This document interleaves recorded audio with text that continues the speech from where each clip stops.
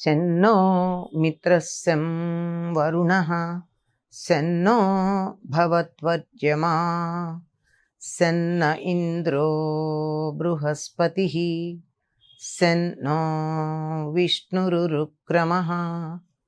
నమో బ్రహ్మణే నమస్తే వాయో త్వమేవ ప్రత్యక్షం బ్రహ్మాసి త్వామేవ ప్రత్యక్షం బ్రహ్మ వదిష్యామి ఋతం వదిష్యామి సత్యం వదిష్యామి తన్మామవతు తద్వక్తారమవతు అవతు మాం అవతు వక్తారం. ఓం శాంతి శాంతి శాంతి. శ్రీ గురుభ్యో నమః. శ్రీ మహాగణాధిపతయ నమః. శ్రీమాత్రే నమః. అరుణకిరణజాలైరంజితాశావకాశ విద్రుతజపత్తటీకా పుస్తకాభీతిహస్తా ఇతరవరకరాఢ్య పుల్లకల్హార సంస్థా నివసతు హృది బాలా నిత్య కళ్యాణశీలా.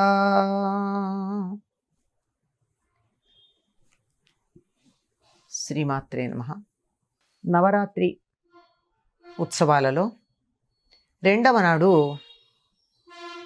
అమ్మవారిని బాలా త్రిపుర సుందరిగా అలంకరించటం కనపడుతూ ఉంటుంది. బాలా లీలా వినోదిని అని చెప్పి మనకి లలితా రహస్యనామ సహస్రంలో కనపడుతుంటుంది. ఇది త్రిపురాత్రయం అని చెప్పేటటువంటి దాంట్లో త్రిపుర సుందరీదేవి యొక్క శ్రీచక్రంలోని త్రిపురాత్రయంలో మొదటి దేవత ఈవిడ. షోడశి విద్యకు అధిష్టాన దేవత. అందువల్ల మొట్టమొదట ఈ బాలా త్రిపుర సుందరిని ఆవిడ అనుగ్రహం కోసం అర్చిస్తారు. ఈవిడ అనుగ్రహం వల్ల సత్సంతానం లభ్యమవుతుంది అని చెప్తారు. ఎందుకు? పిల్లలు పుట్టి లాభమే ఉంది, మంచివాళ్ళు అయి ఉండాలి. అటువంటి మంచి సంతానాన్ని కలిగించేటటువంటి తల్లి ఈ బాల. ఈవిడ ఎక్కడ దర్శనమిస్తుంది మనకు మొట్టమొదటిసారి అంటే, లలితా పరమేశ్వరి భండాసురవధ చెయ్యడానికని ఆవిర్భవించినప్పుడు ఆ భండాసురుడు రోజుకొక్కళ్ళని పంపించాడు యుద్ధానికి. మొదట్లో అమ్మవారు కూడా తన దగ్గర ఉన్నటువంటి దండనాథ, మంత్రిని, శ్యామల ఇత్యాదులందరినీ పంపించింది. వాడు మంత్రుల్ని పంపిస్తే అమ్మవారు మంత్రుల్ని పంపించింది. వాడు సేనాధ్యక్షుల్ని పంపిస్తే ఈవిడ తన దండనాథని పంపించింది. వాడు 30 మంది కొడుకుల్ని పంపించాడు ఒకరోజు యుద్ధానికి. చిన్నపిల్లలతో తను యుద్ధం చేయడం ఏమిటి? అందుకని తన హృదయం నుండి బాలను ఉద్భవింపచేసింది. 10 ఏళ్ల కన్నా తక్కువ వయస్సు ఉన్నటువంటి అమ్మాయి బాల. ఆ బాల రూపంలో ఉన్నటువంటి ఆవిడ హృదయంలోంచి ఉద్భవించింది, ఆత్మజ అని చెప్పచ్చు. ఆ బాల వెళ్ళి భండపుత్ర వధోద్యుక్త బాల విక్రమనందిత అనే నామంలో మనకు కనపడుతుంది. భండుడి యొక్క పుత్రులు 30 మందిని సంహరించటానికి ఉద్యుక్తురాలైనటువంటి బాల యొక్క పరాక్రమాన్ని చూచి చాలా సంతోషించినటువంటిది అమ్మవారు అనే నామానికి అర్థం. కనుక భండపుత్ర సంహారాని కోసం ఉద్భవించినటువంటి బాల 10 ఏళ్లలోపు బాలికగా ఉండి ఎప్పుడూ ఆటలతో పాటలతో వినోదంగా సమయాన్ని గడిపేటటువంటి బాలికగా దర్శనమిస్తూ ఉంటుంది.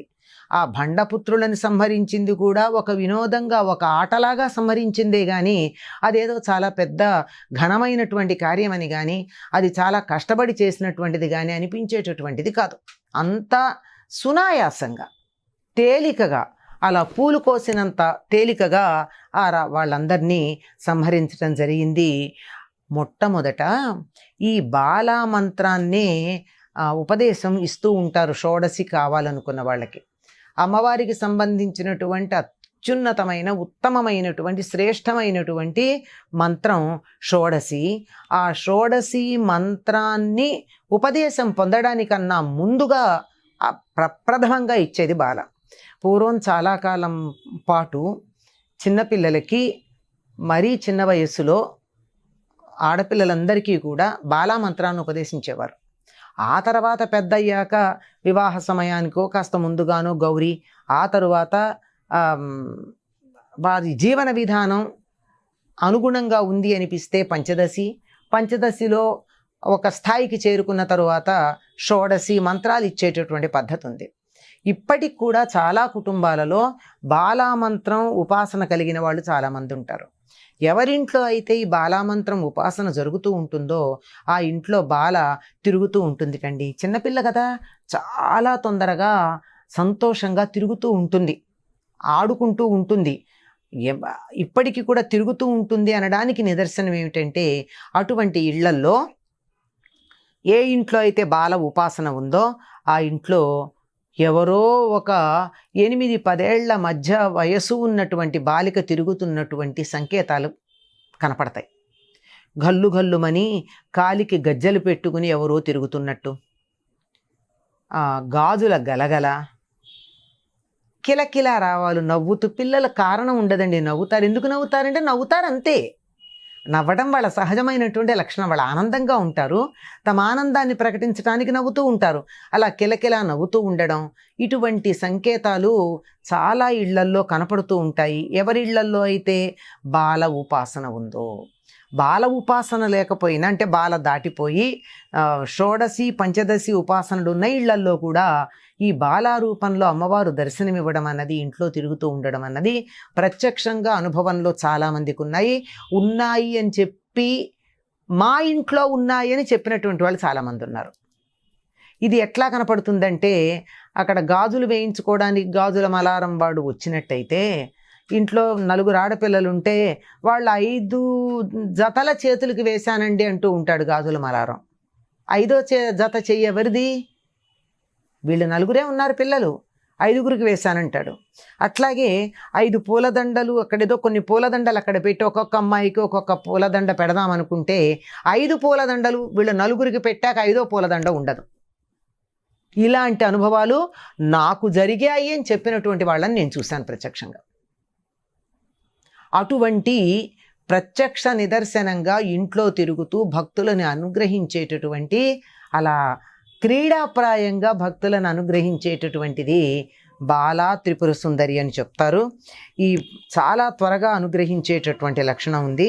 ఈ బాలా మంత్రమే సమస్త దేవి మంత్రాలకి మూలమైనటువంటిది, గొప్పది అని చెప్తారు. ఇది ఉంటే, ఈ బాలా మంత్రం ఉంటే అంతకు మించినటువంటిది మరొకట్లేదు.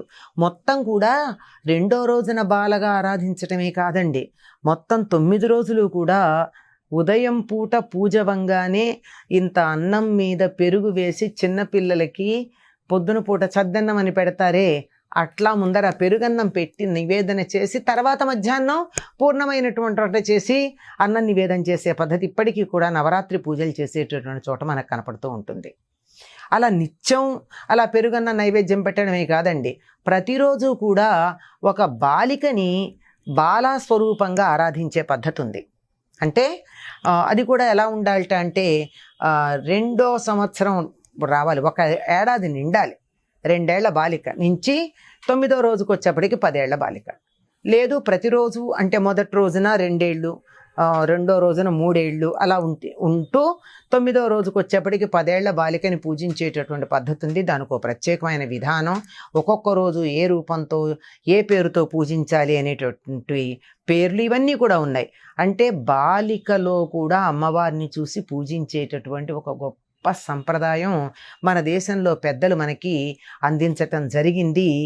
అటువంటి బాలా స్వరూపంలో మీరు పిలవడం ఆలస్యం, నేను అనుగ్రహించడానికి సిద్ధంగా ఉన్నాను అనేటటువంటి అమ్మవారు బాల.